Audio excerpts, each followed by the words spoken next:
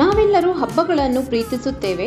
ಹಬ್ಬಗಳು ಮತ್ತು ಆಚರಣೆಗಳ ಪ್ರೀತಿ ಭಾರತೀಯ ಸಂಸ್ಕೃತಿ ಮತ್ತು ಪರಂಪರೆಯ ಪ್ರಮುಖ ಭಾಗವಾಗಿದೆ. ಹಾಗೂ ಭಾರತವು ವೈವಿಧ್ಯಮಯ ಮತ್ತು ಹಬ್ಬಗಳ ನಾಡು.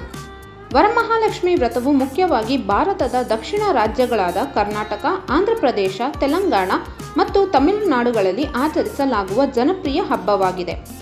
ವರಮಹಾಲಕ್ಷ್ಮಿ ಹಬ್ಬವನ್ನು ಹಿಂದೂ ಕ್ಯಾಲೆಂಡರ್ನ ಶ್ರಾವಣ ತಿಂಗಳಲ್ಲಿ ಆಚರಿಸಲಾಗುತ್ತದೆ.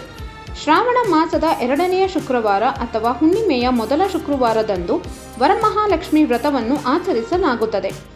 ವರಮಹಾಲಕ್ಷ್ಮಿ ದೇವಿಯು ಭರವಸೆ ಮತ್ತು ಸಮೃದ್ಧಿಯ ದಾರಿದೀಪವಾಗಿದ್ದಾಳೆ.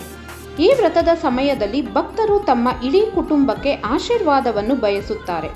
ಹಾಗೂ ಹಿಂದೂ ಪುರಾಣಗಳ ಪ್ರಕಾರ ಲಕ್ಷ್ಮೀ ದೇವಿಯು ಫಲವತ್ತತೆ, ಉದಾರತೆ, ಬೆಳಕು, ಜ್ಞಾನ, ಹಣ ಮತ್ತು ಅದೃಷ್ಟದ ಪೋಷಕ ದೇವತೆ. ಸಮಸ್ತ ನಾಡಿನ ಜನತೆಗೆ ನಮ್ಮ ವಾಹಿನಿಯ ಮುಖಾಂತರ ವರಮಹಾಲಕ್ಷ್ಮಿ ಹಬ್ಬದ ಹಾರ್ದಿಕ ಶುಭಾಶಯಗಳು.